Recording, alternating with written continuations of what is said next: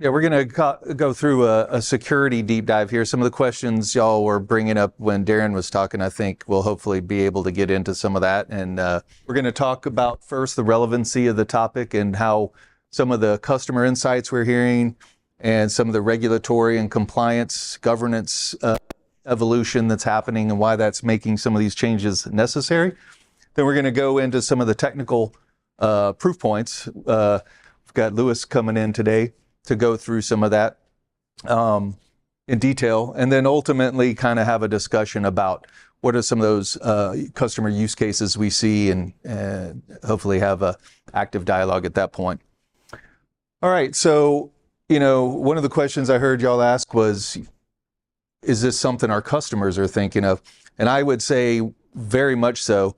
And when you look at some of the figures we've been getting through third-party research and direct interviews with our customers and partners, right, we're seeing some pretty disturbing trends that have happened in the past, and they're happening right now, and they're continuing to grow into the unforeseeable future, right? And so things like, each one of these incidents where their data is compromised, on average, it's almost $5 million an incident, right? So for major companies, that may be something they can absorb, but for smaller mid-market, this could be it could be the end of their existence in some cases.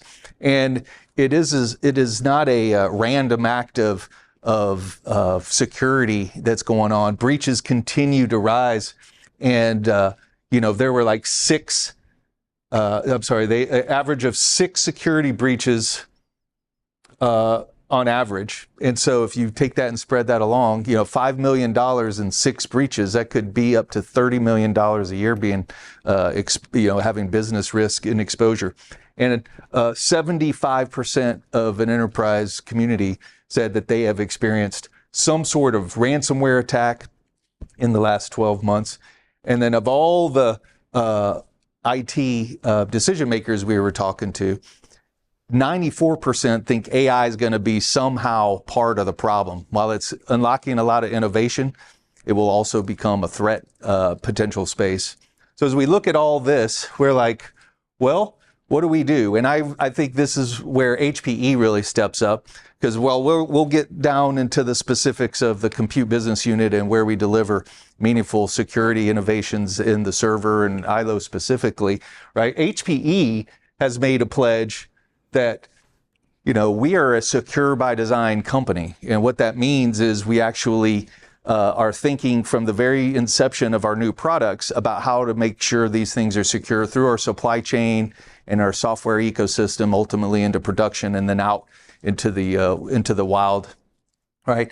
And when it sounds kind of like secure by design, that's a pretty big topic. So what does compute do when you talk about, what do you mean you have a secure by design pledge, right? I think here are the specific things I think that the compute business unit contributes to HPE's overall secure by design pledge, right? The requirements analysis, we spend a lot of time working with, the DMTF. I heard someone talking about Redfish, right? We lead in that organization, right? Isn't Jeff the president of DMTF right now? So, we have leadership seats at DMTF, and we're trying to lead the industry, not for selfish gain, but really to try to raise the level of the water, and all ships rise, right? And so we try to lead through there. And then where we get our insights are from a lot of the regulations, NIST, FIPS, ISO, HIPAA, PCI. There's all sorts of new stuff going on that's talking about we got to keep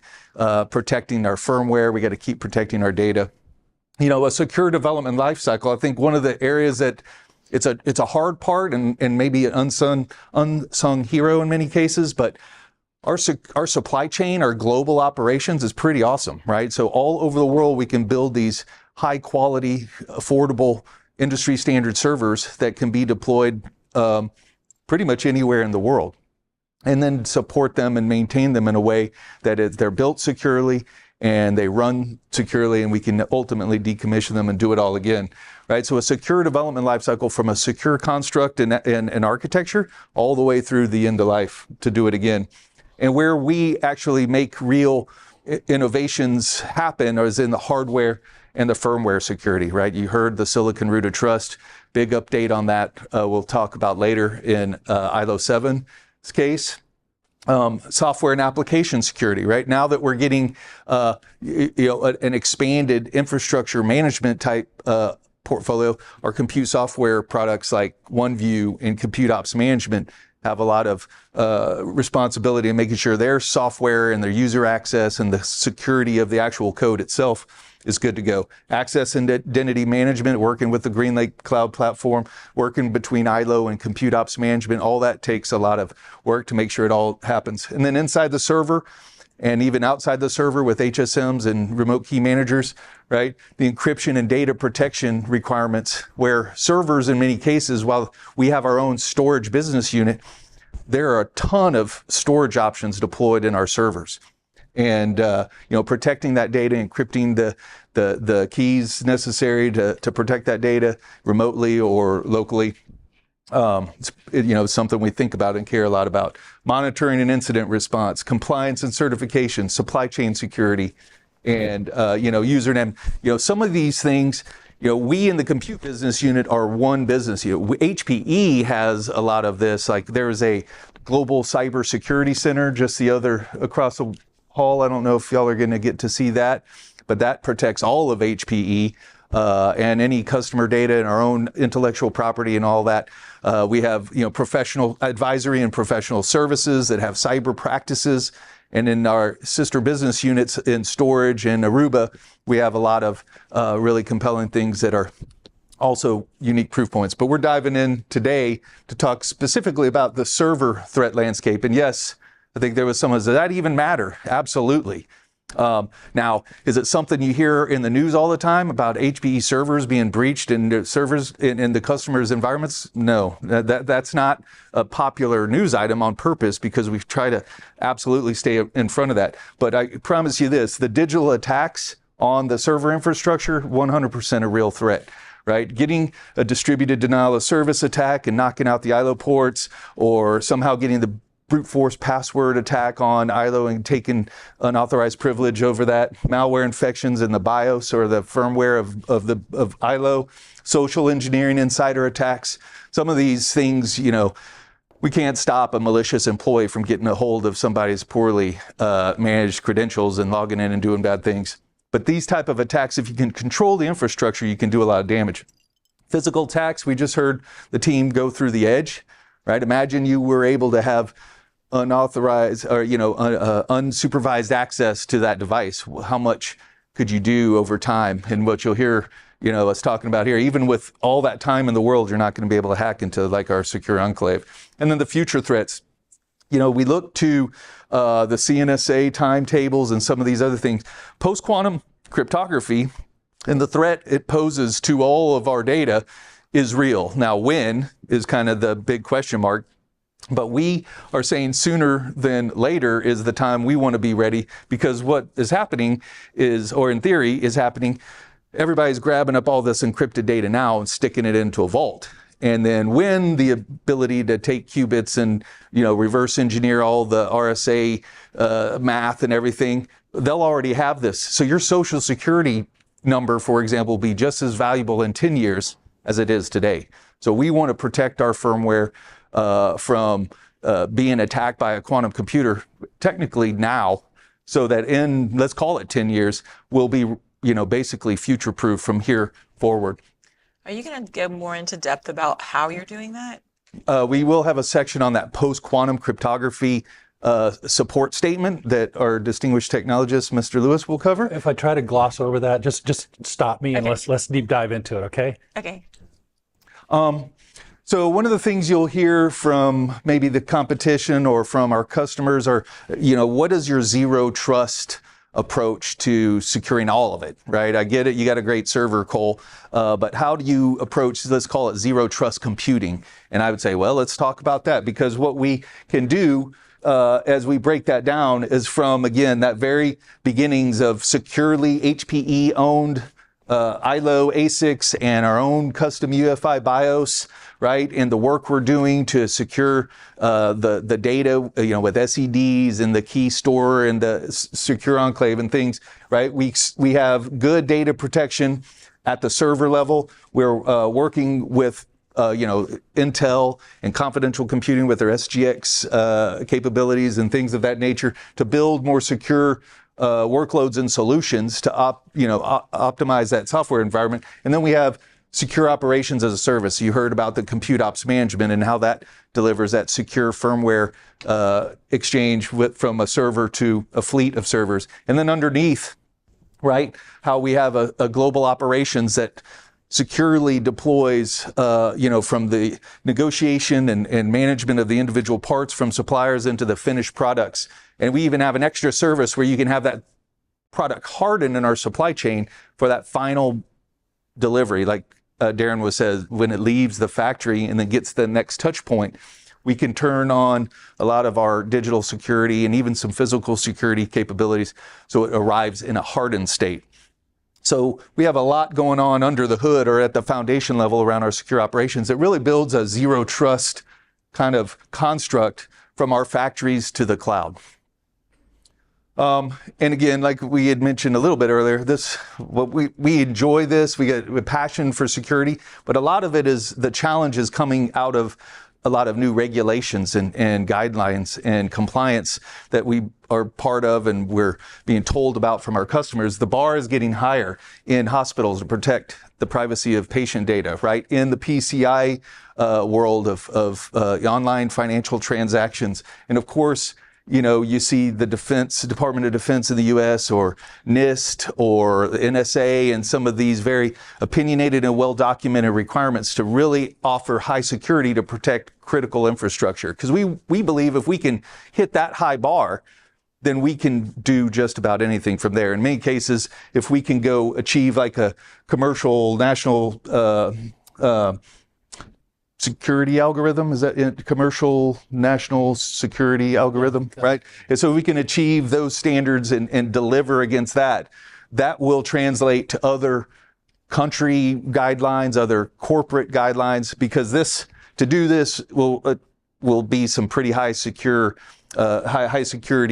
math going on. And so that being kind of, I won't say repackaged, but in a way we would take that to a hospital group. We would take that to, maybe the UK government. We could go into the German government, things of that nature, using the same technologies to satisfy those different requirements. Well, if I could yes, sir, please. Something out real quick is that, for example, the efforts that we went through for FIPS, puts us in a really good position to do things like when we want to go to, sell to a customer that's where PCI DSS, for instance, we're talking about Edge, we have to get it PCI certified, PCI DSS certified.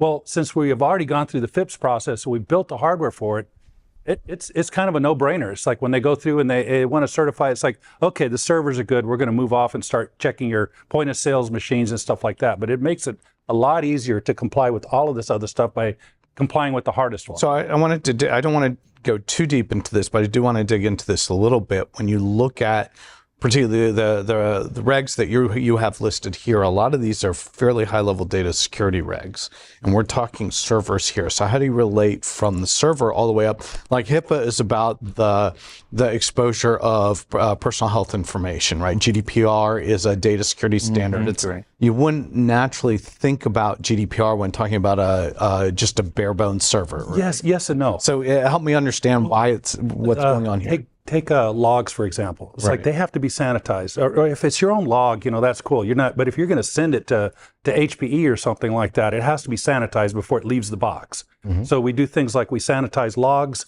We sanitize, we have this active health feature.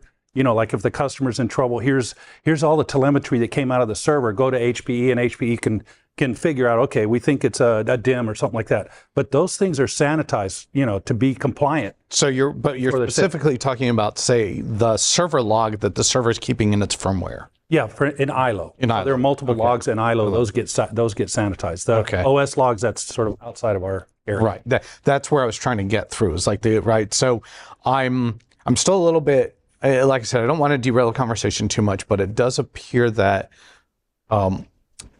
I'm having trouble with a server having in an ILO log having access to the type of stuff that would be covered by HIPAA, GDPR, PCI DSS. I'm trying to figure out where a payment card is going to show up in a server firmware log.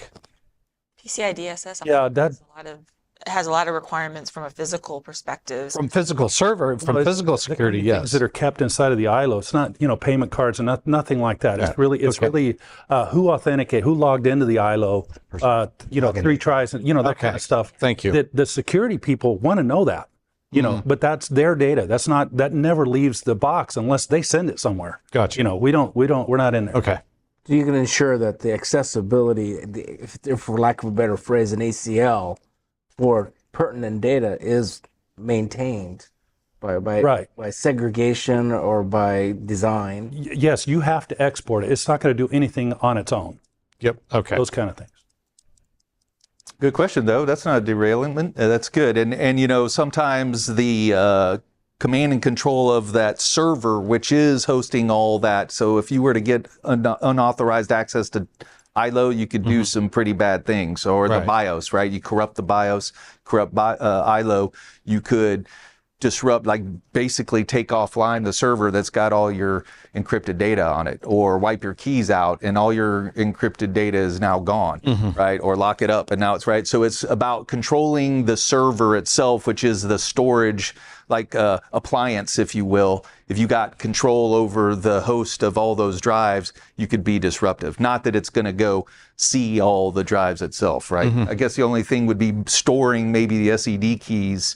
That would be the direct one-to-one connectedness between data security and ILO, right? And it's a management plane. If you were to have access, then you have DLP potential, exfiltration, DLP, whatever you want, necessary. Correct. Okay.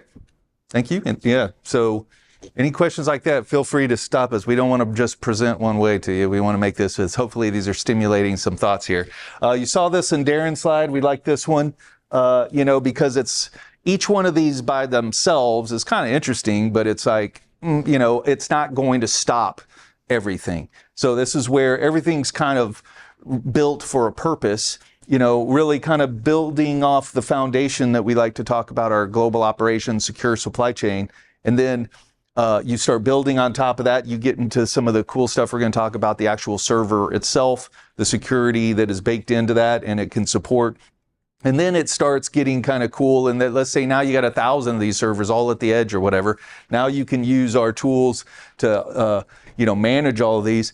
And one of the things in compute ops management, that it's got a security dashboard. So just like each ILO has a security dashboard that you could manage and see what's going on one at a time, that kind of construct of all the APIs roll up into COM. So if you have 1,000 servers and number 768 has a state change from green to yellow or green to red, you're going to pick that up and be able to seek faster insights about your fleet security and be able to manage that. So that kind of all together is what I think we're most proud of, because one of the things I heard from our compute ops management planners, I was like, that's kind of cool, is I believe, and we believe, that it's almost like a 5-factor security offering that we have real command and control over, right? Factor 1 is probably, some of the identities that we can put into the supply chain. You got factor 2 gets into the device, and then it goes up all the way, then you got GreenLake, and then ultimately the compute ops management. So you put kind of the supply chain, the device, the ILO, the GreenLake, and then the compute ops management, all in those as 5 factors of authentication you would have to clear to get true control over your whole solution. That's pretty powerful. I have a question on the immutable source in silicon, right? We found out, there was some BIOS or UEFI stuff that vulnerability gets found much, much later in code that was implemented, or a technique was found to get through something. Can't that immutable source in silicon become itself a vulnerability if something is found later and it's very, very difficult to change? I think that's the next slide. We're going to get right into that. Why we think that's not the case. Right? So. Here you go. Good segue. Let's shift gears. All right. Okay, let me before we get into the details like that, let me just sort of explain how we're thinking about these kind of things and how we arrive at, because you're going to see a lot of features and stuff like that. They're not disconnected features. They follow a strategy. Okay, so we believe the people in this room, we build servers, right? So the other parts of the company do other stuff. We believe that there's a boundary between the data plane and the security plane. In other words, and people define that boundary differently, but for us, the separation is between the hardware and the software that's running, the OS, the hypervisor, customer workloads, customer data, all of that's data plane, okay? And then underneath is the management plane, or other people call it the security plane. So that's the hardware. So there's the software has to be able to trust the foundation, the hardware. So that's clear. The foundation does not trust, the software that's running up there. It can't. It has to trust itself. And I'll go one step further. The hardware can't trust itself even at the beginning, because there's supply chain issues and stuff like that. Somebody can swap out something. And so everything gets validated from the very beginning. So how do you manage that? So we have, we talked about the ILO chip. The ILO chip is kind of central to all of this. And then central to the ILO chip is the ILO, not only the firmware, but the silicon. And then that is what we call silicon root of trust. And that's what I'm going to show right here. So silicon root of trust, why is it, to answer your question, why is it that we consider UEFI to be immutable? It's not immutable, but it's immutable in the sense that only validated firmware can run. Okay, but it starts with some immutable firmware. So for us, we make our own silicon. So that gives us the advantage that we could hard bind the immutable firmware to the silicon. So what that really is it's very simple. As Darren was saying, this was in 2017, I think, is when we came up with this. But what it really is that the silicon itself goes off and takes a measurement of that immutable firmware. And then if it's good, I'm simplifying it a little bit, it copies it into internal memory. And there are other things like to prevent certain types of attack that we do it this way. It's an internal memory. We validate it. It's good. And then it kicks off this chain that we're talking about that's right here. So that firmware's good. ILO's good. Then ILO's up and running. Then ILO starts checking other things that are within the chassis, including UEFI firmware. So all of this before the server even powers up. So this is when you plug it into the back, something called auxiliary power. So we have aux power that's powering some things in the box, including ILO. So ILO goes and checks all this stuff. If it's good, then the power switch is enabled. You can power on the server, or it auto powers on, or however you want to set that up. So that's how that works. So that's what this is showing. So Gen 11 and before, you'll see it starts off with the ILO, starts off with the silicon, the ILO 6 hardware in this case, jumps off, it validates the firmware, and then while it's doing that, it's spreading itself out. So it's a root of trust. It's truly, working its way out, checking all these devices that are out here, including the UEFI BIOS. So the BIOS is attached to the ILO, so it can go off and do this stuff before, it doesn't need any CPUs or anything like that to do it. So it's good. And then it's allowed to boot, and you'll see the UEFI BIOS goes off, and you can tie it all the way through other mechanisms to the actual OS bootloader. And then from there, so the trust, everything is checked, all the way up to the OS. And then it's up to the OS to do what's later. What we did in Gen 12, so this is pretty, I'd say pretty bulletproof, but there's always the thinking about, what keeps you up at night? What are the kind of things, how can we raise the bar? Because the threats are getting worse and worse and worse, as you know.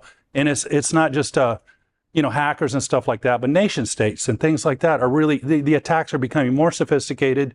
Our nightmare scenarios are some kind of 0 day or something like that. In our product that we have to make sure that can't, ever happen. It can't be exploited and so on. So we raised the bar in Gen 12.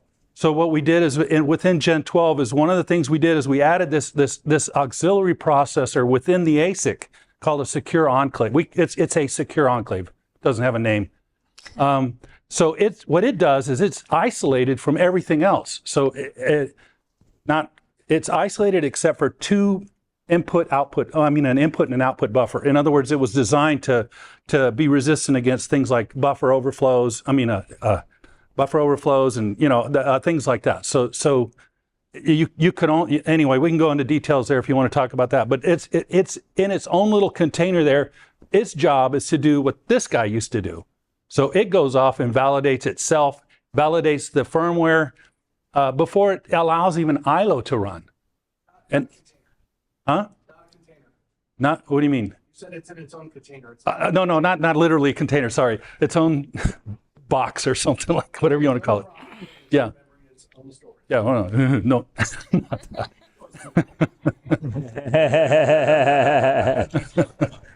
Okay. Container. A question on all this. One of the concerns that some ProLiant users have faced with ILO is, what about third-party hardware? If I'm going to need to install a third-party card, or let's say third-party memory or something like that, how can you, is that outside? Is that exempted No. from all these secure requirements? Thank you. That's a great question. By this. Yeah, that's a great question. So you'll notice it. Is it on here somewhere? Started here in Gen 11. Yeah, SPDM. So there's an industry standard from the DMTF, the same folks that brought Redfish, called SPDM. And a lot of these devices, it's kind of a hodgepodge right now, but a lot of them are new devices are showing up that are SPDM capable. So what that means is that ILO can use an industry standard mechanism to go authenticate and attest those two things. So what does that mean? Authenticate means they have a certificate. We know that this is a valid, whatever you want to call it, Acme Corporation PCI card. It's like, cool, that's great. But we want to know what firmware is on there too. So that's the attestation phase. So it sends the same kind of measurement like we had for Silicon Root of Trust. It goes into the ILO. And then ILO, here's a whole bunch of stuff. It's like ILO doesn't know anything about third-party firmware or whatever, but we bundle it together in a Redfish interface that something like COM or anybody that wants to use the Redfish interface can go get all of the measurements for all of this stuff, right? And what you can do is, if you want to do this at scale, is you can keep track of all those measurements and you can point out, it's like server number 75 has old firmware in its power supply that has this vulnerability. It's legit firmware, but it hasn't been patched. So that's the reason why the attestation. But anyway, so the goal here is to cover, inside of the box, all of so we go and rank things like by threat, by how exposed it is and stuff like that.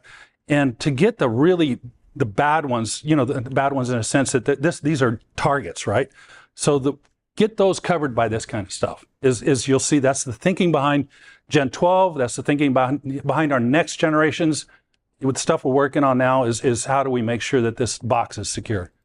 Anyway, so any questions on any of this? I actually have a question, which is the secure enclave, is that just acting as a walled off processor for ILO, or is it actually also doing like a TPM with encryption and one-way certificates? No, it is two things. It's what I just talked about. Well, it's many things, but the two big things is what I just talked about. The other thing is it has secure storage, a lot of secure storage. Okay. So the idea is that it's not a customer. It's not like I want to keep my keys in there like you would. So it's not like a traditional TPM. Then. No, but just for ILO. But think of it as I have an SED. Where do I keep those keys? Right. So the idea is that I need a safe. We'll talk about that. But I want a safe place locally to keep my keys, and then we have a feature where you can back up those keys just in case. But the idea is that we want to. It's in a FIPS. We're seeking FIPS 140-3 level 3. Okay. So we'll go into why that, but your keys at rest are always within a 140-3 level 3 container. In other words, they're protected against physical attacks. And what's really important is, they're your keys. It's like if you delete the keys, you've lost all your data. Yeah. So we want to protect against deletion, all that kind of stuff, physical stuff. And we'll go through that in a second why. But so this is headed to one of my questions in the earlier session. This is a delineation between groups. From a practical perspective, the infrastructure team is responsible for implementing this making sure standards, so the redfish level, and making sure I can deploy it, etc. The network ops team is responsible for identifying incidents and making sure that the infrastructure is compliant, that incidents are being responded to, etc. So from a tooling perspective, those are not necessarily, even if they're the same tools, they're not the same groups functionally in the enterprise. How should, CTOs and CISOs be working together to think through this layer? Because once we leave this layer and go up to the OS app layer, etc., you guys are kind of out of the picture a little bit. But where you talked about what's a CISO going to hear versus the infrastructure decision maker, right? I think you would probably talk more at that. We have this zero trust computing implementation from our secure by design, from our global operations, and then proof points, right? We have a product security response team that Scott manages that keeps up with all the vulnerabilities, and if we need to patch them and do a support bulletin and all that, we have other activities other than just the infrastructure that a CISO is going to care about, right? How are you delivering a secure solution, HPE? Whereas the infrastructure decision maker is going to geek out on what's different gen over gen, and they're going to want to know, like, prove it. So it's a kind of, they're complementary, but at which altitude you would drop into. But what's important, I think, is that we're working very closely with like the HPE product security teams. So this is just a representation of what HPE can deliver. So they kind of can go wherever you need it to go. You could go up the stack to a CIO or a CISO and talk about how our whole security philosophy as HPE can be down to the actual servers we manufacture and sell. Or if you're just the infrastructure person, we'll talk about what's new in Gen 12. So it's kind of a threaded story, but it's kind of choose your own adventure, right? So if we're talking to a CISO, we'd probably go further up in that deck and talk about our secure by design and zero trust computing proof points. Whereas today we want to kind of love on our so the server conversation would be, the title is the Sessions Cloud, so I'm not inventing something here, but from GreenLake down, yes, sir. Talking about how the overall approach is integrated from all the way from the highest level of abstraction all the way down to the hardware. Yeah, 100%. All the way down to our global operations, like factories of combining things to deliver the server into our partner or to our customers' data centers, whatever.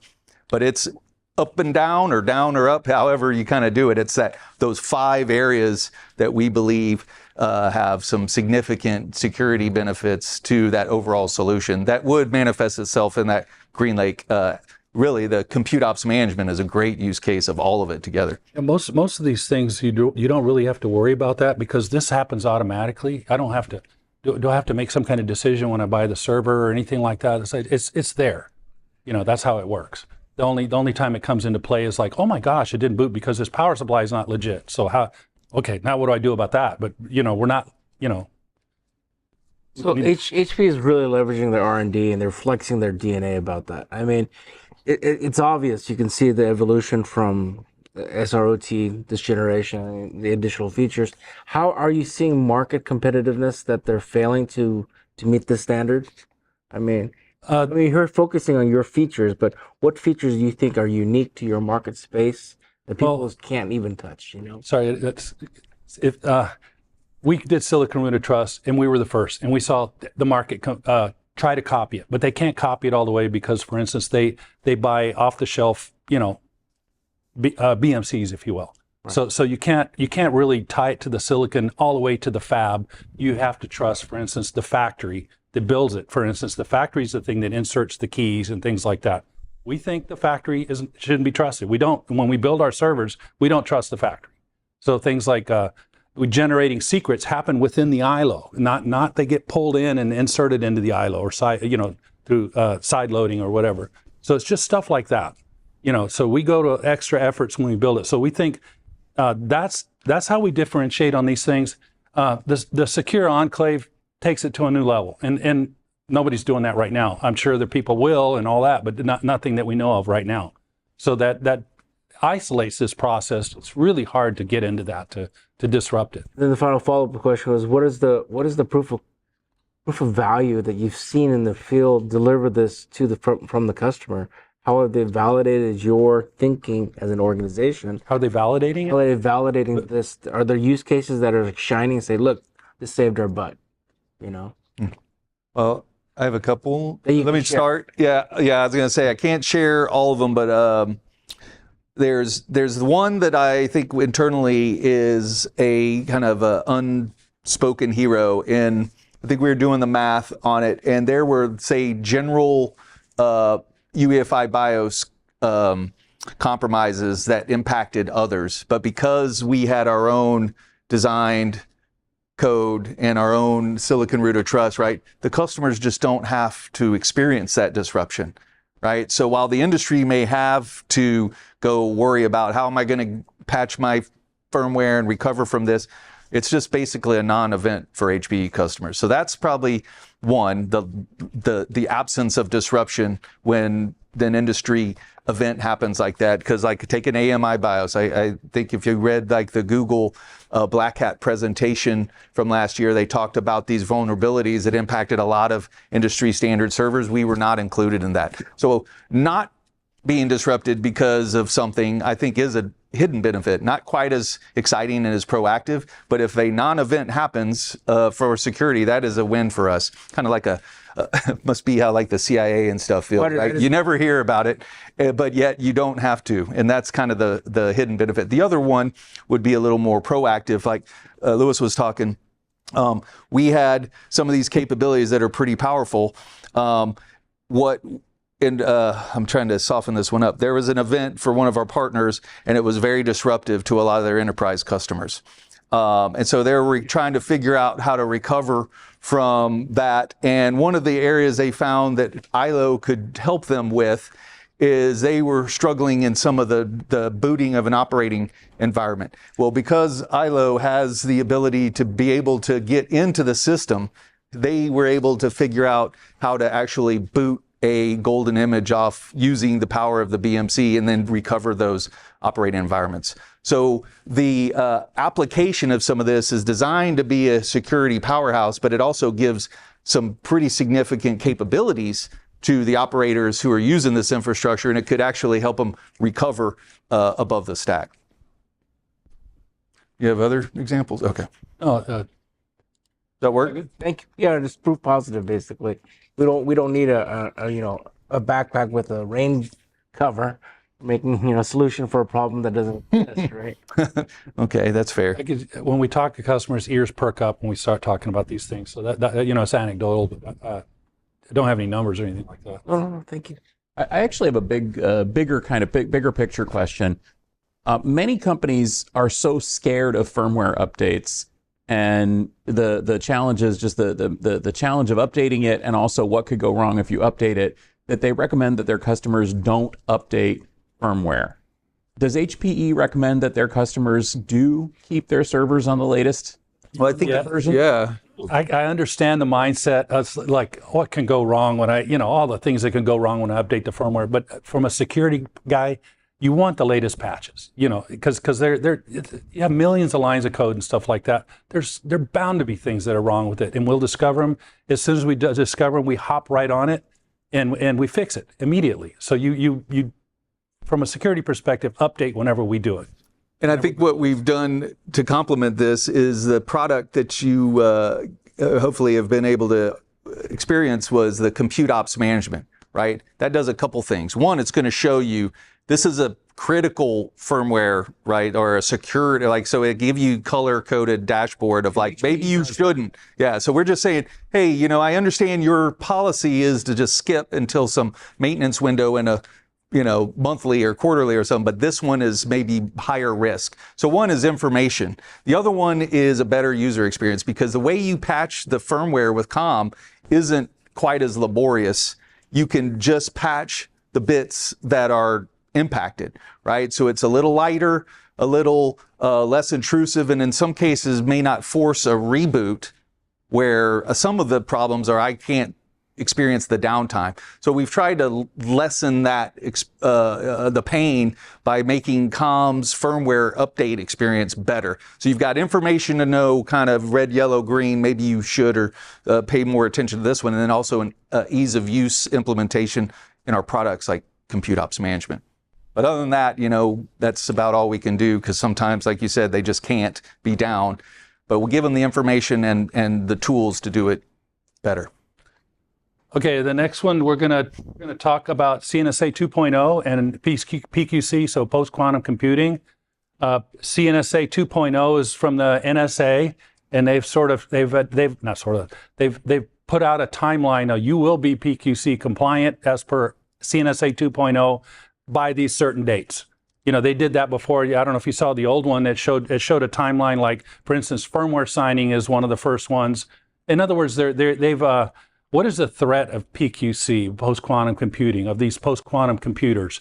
And they assessed, like it was discussed earlier, that a post-quantum computer that comes into being like 10 years from now, after several miracles happen, but if it happens 10 years from now, what can I do to the data that, or really the things that exist today? So one of the things they're worried about, NSA and I guess others, is that firmware that was signed today, our servers that we're shipping today, can be cracked 10 years from now. In other words, what they do is they can extract the private key out of the RSA, signature block that's on there, create their own private key and sign some malware and get it back into the server that's still in production 10 years from now. So that's why, that's why the timeline originally, that's why in Gen 12, our focus was on firmware signing. So there are two things we do in Gen 12 that are post-quantum resistant, is the root of trust that we're talking about. So that's what changed. Another change in Gen 12 is that chain is now using an algorithm called LMS that is PQ resistant and CNSA 2.0 compliant. And then the other thing that we implemented is that the firmware, you download it from hp.com or whatever, it is signed with LMS as well. So in transit, it's also protected in accordance with that. But that's more than, so that gets us our Gen 12s in a good state, as far as compliance is concerned. But the timeline starts tightening up. The restrictions get worse and worse and worse. If NSA published an FAQ, I think it was in November, I can't remember, it wasn't that long ago, where they pulled in, they had timelines extending all the way out to 2033, when they have to be compliant. But now it's a lot tighter. So it's to where NSS type systems have to be PQC compliant entirely in 2027. And then there's an executive order that the Biden administration put out in January that says it's not only NSS systems, but they also mention and if you look at the details, that I think it was the Department of Commerce, but they're in charge of the non-NSS systems. So that implies that, well, everything we sell to them is going to have to be PQC starting in Gen. In other words, they're going to buy only PQC things starting in 2027, and their entire fleets have to be PQC compliant. I think it was in 2030. That's right. So that the timelines are upon us. So what is that? You had asked for some deep dive on this topic. Is that getting you there, or where do you want to? Well, where are you feeling? Some of it. So what do because I haven't looked at these at all, but what type of things besides the, what did you talk about? Besides firmware signing and root of trust? Yeah. So there's also, for instance, TLS, so how the TLS connections all that have to, so it's really anywhere that you use what they call an asymmetric algorithm. So RSA, ECDSA are the two. You got to get rid of those. And then the other ones are like you have to have a high strength AES for symmetric, and that's most people already have that.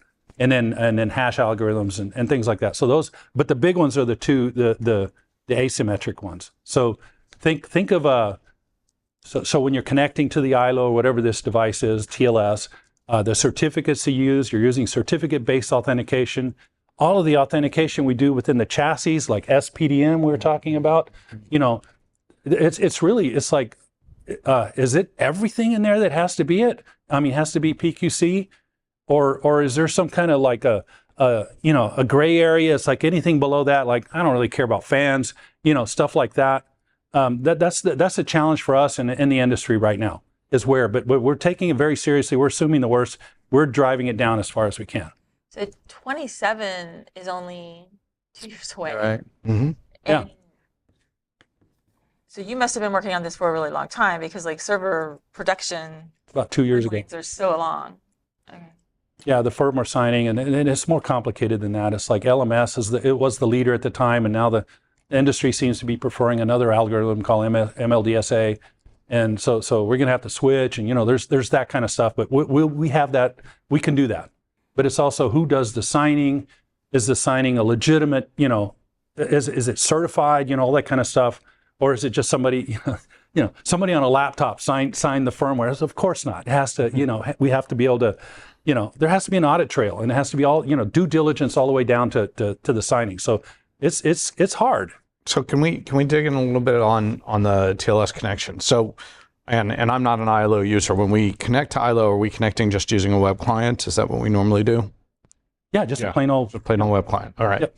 So one of the things that's happening in the web world is we're moving towards shorter lived certificates, right? Mm-hmm. One of the risks is you have a long life certificate, the certificate gets cracked, then you're right. So you want to refresh certificates. So the web clients, the browsers, are moving from 2 year, accepting certificates that have a life of 2 years to a life of 1 year, and will eventually go down to a certificate life of 90 days. How is ILO going to sort of handle that? So we have the ability to handle that. It's up to the customer. I think what we're talking about here is the certificate that's in ILO. So when I'm in a browser and I want to talk to the ILO, right? Do I trust that certificate? Exactly. And I have a policy that says I'm not going to trust anything that's more than 6 months old. Yeah, exactly. So the way you can mitigate that is you just install a certificate every 6 months into the ILO. So you're good there. I mean, there's nothing else. When you buy the server, it's not a self-signed, it's a self-issued certificate that comes in there. Right. And that's good, common sense security practice. Don't trust that. You need to put your own in there. Okay. But a lot of people don't. They just use that. And then if they use that, of course, that isn't, it's going to last as long as you let it stay there. Mm-hmm. But it's the same thing. So that's web through Redfish, all these interfaces use this, it's the same mechanism. Okay. Okay. All right. So that's it. Thanks for bearing with me through this. So we're good on PQC and CNSA, I guess. Okay, and then there's more on that. So this is the timeline. This is the timeline that they announced that was good up to. If you go on you can't even find it on the web anymore. This was out on the web there before. This is the timeline they had as of November, and then they changed it with that FAQ. So everybody's like 2023. I don't care. It's like whoop. They brought it to the left. But that gives you an idea of all of the kind of things. They used to break it up. This isn't that old. That's the thing, is that that's how fast these things are changing. But this niche equipment category is the one that we're worried about inside the hardware. So what is niche equipment? It's obviously anything that's not the other things. But that's fans and things like that. So how do we secure all of that stuff? And then who would ever want to crack into a fan? So you're sort of thinking about that. Well, somebody might want to it down or speed it up. I think that's I could. great. I'm commanded to. Look, we sped up centrifuges. Look what we did. I was going to say there's melt a real bunch world. of H200s, right? Very quickly. Messing with the fans of the pumps, absolutely. Well, it's So just the same questions. And a DDoS, right? Yeah, absolutely. So that's like at the bottom. So power supplies, voltage regulators, CPLDs, all that kind of stuff is you can do a lot more damage than just the fan. The fan, maybe it'll thermal trip and all that kind of stuff but still it's a hard problem. But most of the stuff within my server is pretty static during the life of the server, with the exception of maybe drives and memory. Those things get changed out pretty quickly. And while memory is a big component of my security thing, I think we've gotten how to replace DIMMs without much of a security incident. What is changing is the pace at which we change what's becoming more and more of the core compute, which is the GPU. And how are we thinking about securing that GPU thing that is now more important than my CPU in running the vast majority of my compute? I might change that out 2 or 3 times in the life cycle of the chassis. So how should I be thinking about ILO security related to the From us, so you would be using SPDM to go to the GPU to authenticate the GPU and get its firmware measurements from that. And that's so GPUs, DPUs, would follow that path. So I don't know if that, but that lets you, so that goes out to your management tools. You can see the firmware's obsolete or it's up to date or whatever. Yeah, I think one of the things that we've started to trust with Intel and AMD, their secure enclave, their ability to secure compute, we trust it. I don't know if GPU manufacturers have gotten to that level of security yet, and at least communicate. So NVIDIA is a SPDM enabled device, and we have that SPDM kind of check in from ILO. So once you get, there's a section called Global Component Integrity where you would go in and say that. So let's take your scenario and say, look, I'm swapping my GPUs out and I know I'm getting SPDM enabled GPUs.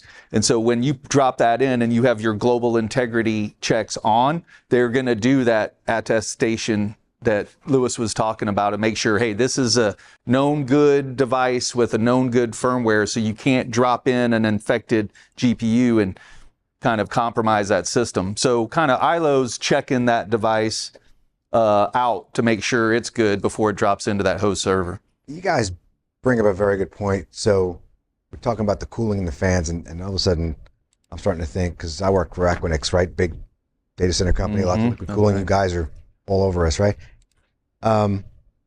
So we've got all this great stuff for attestation and authentication of the stuff in your box, right? And we want to also secure all this liquid cooling, especially when you get to the NVIDIA stuff. It's like on the GB200s, 1.2 seconds without liquid cooling, and you've fried a chip for good, right? And I think the GB300 is going to get worse, right? It's going to get probably less than that. So are you guys looking at extending the perimeter of where your management goes to include the liquid cooling plant or the surrounding foundational Outside of the box, you mean? outside of the box, because the box now is dependent upon these other things around it. I mean, we already have some stuff for network, right? We've got GreenLake can do, right? But the surrounding infrastructure, because like you're going to be using someone else's stuff, but they're going to be able to feed you event feeds of liquid of the environmentals, for instance. The thinking there is that some external tool like COM or something like that would Be some stuff, right? it makes sure that the server's okay. It makes sure that the liquid cooling and all that's okay. I don't know if we've done that yet, but that's the framework of that's the way of thinking how to manage these kind of things. Yeah, right. And then the area that we may not be able to like do it directly, the support for like Redfish APIs will take these and they'll be able to aggregate into like Splunk, or if you got some sort of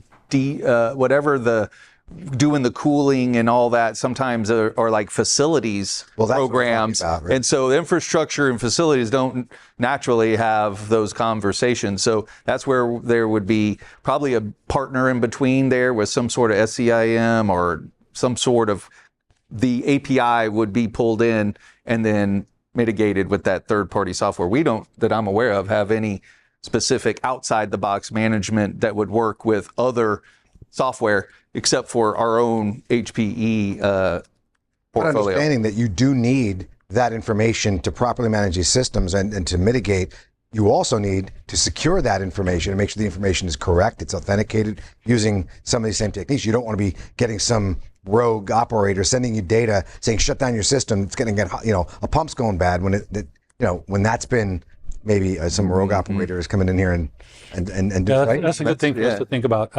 Honestly, like I said, the strategies is some management software is going to handle that.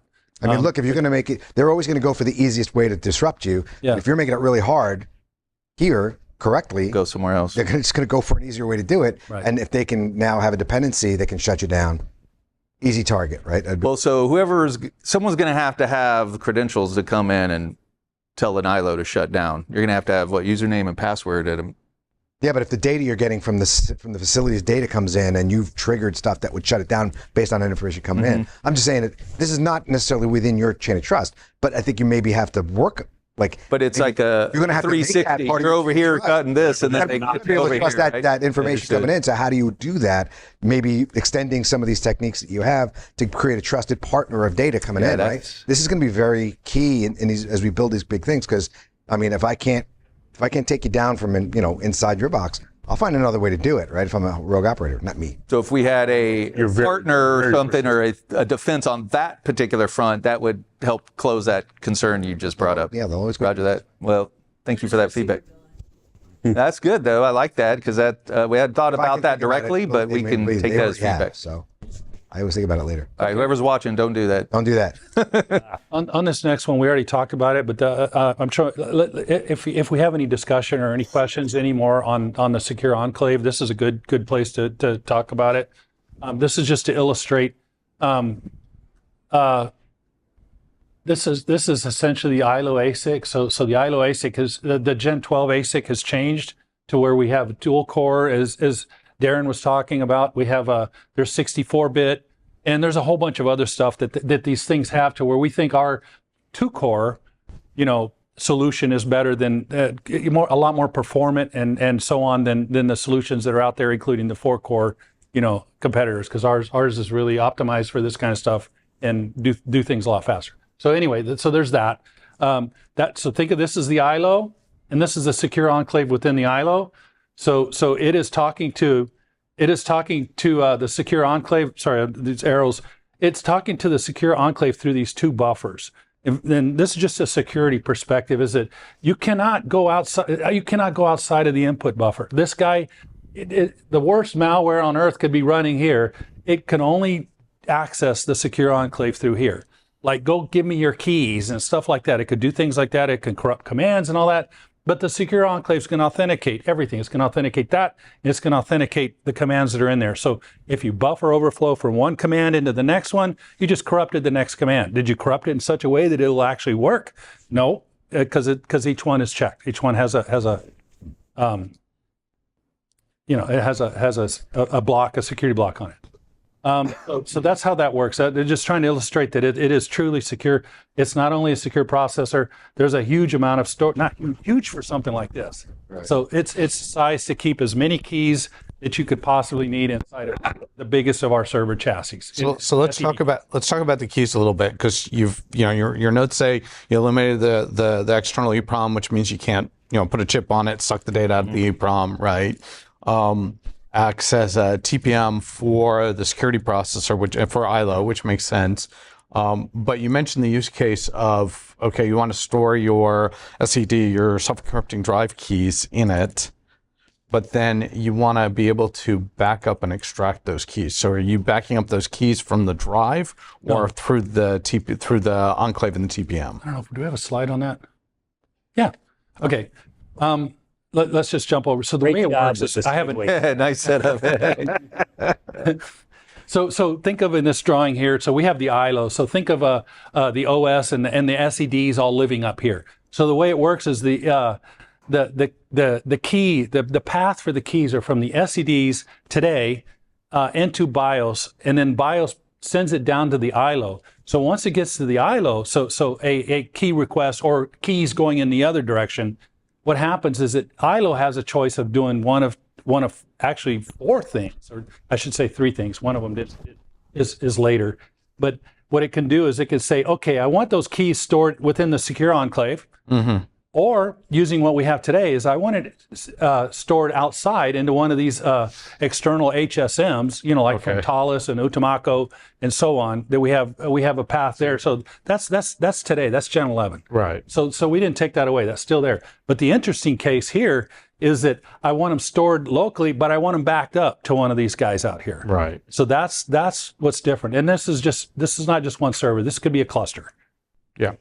Yeah, so it's traditional key management, external key management with the ability to use ILO as the secure enclave as a TPM for ILO itself as well. Yeah. So you're familiar with Thales? Yeah. Okay, so we were showing off this stuff to them a couple weeks ago at our big sales event, and we were breaking it down, and he goes, Because as we talked about earlier, because of this design we did, we're able to compete for FIPS 140-3 level 3, right? Which is significantly more difficult, but they were able to design to meet those standards. Okay, so he's hearing that and he's like, okay, because they have HSMs, remote key managers that also meet FIPS 140-3 level 3. Yeah. He goes, Cole, you have an HSM in your server. We're like, well, we don't like to use that word. He goes, well, I don't care. You have an HSM, because what you're able to do here for a customer is you take it from that FIPS 140-3 level 3 area of secure storage and you pass the handoff to another FIPS 140-3 level 3 HSM. So you're kind of keeping this higher level of data integrity. You don't have to drop down to something less secure and then over to a more secure. It is a HSM to HSM handoff is the way he was kind of articulating. And I was like, wow, I haven't really thought of it like that, but he's like, you should. That was the thinking behind this. So we started with the use case. This is the use case we want to meet. And then, okay, how do we make it? These guys are all, like Cole said, these are all level 3, meaning that they have some strong protections against physical attacks. So we want to do our solution also level 3, so that no matter where the key is stored, locally or backed up or however you want to do that, it's always in a level 3. That's right. You're never stepping back against physical attacks. So the customer, we're talking about who the CIOs and all that. They don't have to worry about any of that. It's level 3 everywhere. The memory in the secure enclave is volatile. Yeah. Volatile? No, well, some of it is obviously data, and, but it has a non-volatile storage within it as well. That's where the keys are kept. Because what I'm thinking here is, I'm thinking about the paradigm of what data in motion, data in use, data at rest, and I feel like the data at rest side, that's your key managers. I feel like I'm compartmentalizing them, maybe not correctly, but we're talking about data in use security here in ILO. Yeah, keys. You mean keys? Yeah, actively going back and forth between the SCDs and all. In use, yeah. Data. Yeah, it's like data in use. Well, data in use would be in transit through that path, right? That we're talking about. Once it gets into the enclave, then it's data. It's data at rest. The keys at rest. Yeah. Yeah. Yeah. So I don't, your question is about. Well, I mean, I think that's when it comes to a lot of elements of data security in particular, you want, whether it's encryption or other forms of protection, access control. You want to cover all 3 domains: in use, in rest, and in motion. Yeah. To protect in transit, I don't know if you've heard of the term KEK. So key encryption key. So if someone steals it, oh well. But the key itself is encrypted. So that's to protect it in transit. Because the reason I'm thinking about this is, okay, so I have level 3 here. I have level 3 here. What if somebody pens my level 3 or whatever it is, the data and rest part, you can't really control that. But what you can control is the data. I'm thinking of it as data in use, but you keep talking about transit. Maybe it's data in use and data in motion, and that's pretty good coverage. Yeah, we think we do. And level 3, I don't know if you mind me nerding out here for a little bit, but level 3 has things like side channel attack protection that we have in our ASIC. For instance, like the random bit generator is within the secure enclave for all of this, right? And then what if somebody cranks up the voltage just a little bit or lowers the voltage so that the random bit generator generates more ones than zeros, stuff like that. So it has protection against those kind of things, like the voltage, the temperature, clocks. So that's a typical attack, is to jack up the temperature or something like that, get it to crash. Oh, okay, we found it does some bad things. Okay, let's bring it down and let's see how we can exploit this. But it has tripwires as required by FIPS 140-3 level 3 to not let you go out of range on any of these things. And it's not the normal tripwire like a thermal trip. It's much more sensitive than that. It's like as soon as it's beyond its normal, balance between ones and zeros as much as possible, then trip. You're booted out of FIPS mode. Go try again. Okay, something's permanently wrong. Then you're out of FIPS mode permanently. And there's a lot of stuff that happens when you're booted out of FIPS mode. For instance, all your critical security parameters get wiped. It's assumed that the box has been compromised, is essentially the way to look at it. So we have all that stuff in there. So we talked about SPDM already. What's here? So it's just to show that it's industry standard. It's really, as much as possible, we adhere to the standard, but SPDM does a lot more than we may need for some simple devices. So in some cases, you'll see it's not SPDM. It's really something more proprietary, you know, that meets that you know, we only need it to do this. So we do that rather than the full SPDM stack. But anything that you would consider to be, you know, third party or anything like that, SPDM, trying to drive the industry in that direction. Our competitors are trying to do the same thing. So we're going to see more and more of that kind of stuff. And then this is just a list of all the things that we do in Gen 12 security-wise. So I'll go through that very quickly. So we already talked about, so introduce SPDM in Gen 11. So introduce Compute Ops Management, COM. And then, let's see, automated. Let's see, is there anything here? We didn't talk about platform certificates and IDEV IDs. I don't know if you guys care about that, but that's really a platform certificate is an inventory. When we build a server, here's an inventory of everything. It's sent up here to this building to get signed, and then it goes back. It either goes to the customer through some independent channel or it's inside the box, so that when your box arrives on the loading dock, you plug it in, you can verify that it has not been tampered with in transit. In other words, the inventory that was there when we shipped it is still right. So that's an industry standard way to do that. IDEV ID, I don't know if you've heard of this. It cloud enables, especially this is really interesting in cases of edge type deployments. In other words, I'm a telco. I have my, you know, as a technician goes into the building that's at the base of the cell tower. They plug it in, right? And it's okay, it's all hooked up to the network and all that. That's all they know about this stuff, and they leave. So what good is that? Well, what happens is you can configure the server to go off and call your authentication. Well, it goes through the switch. The switch goes to a Radius server, and it authenticates. Is this the box that I ordered that just showed up at the base of the cell tower? Yes, it is. Okay, now I open up the switch, to the port on the switch to do all the stuff. You know, now it has free access. So at that point, I'll kick off a deployment. We're out of time. And so on. But that's IDEV ID is really intended for that kind of stuff. And it's industry standard as well. We're done. We're soldering down TPMs. And then anyway, we started doing that kind of stuff. So in Gen 12, we talked about that. That's the SPDM, storage advanced. I mean, we get into, I'd probably say the only thing that's probably in here is that it's not a one size fits all. Right, we hit some of these high bars that we're hearing a lot about FIPS and NIST and some of that. We use those accomplishments to hit that highest level of national security to then go apply to other industries that are valuing this. And that we're seeing more and more, you know, with transportation logistics, telco, even service providers.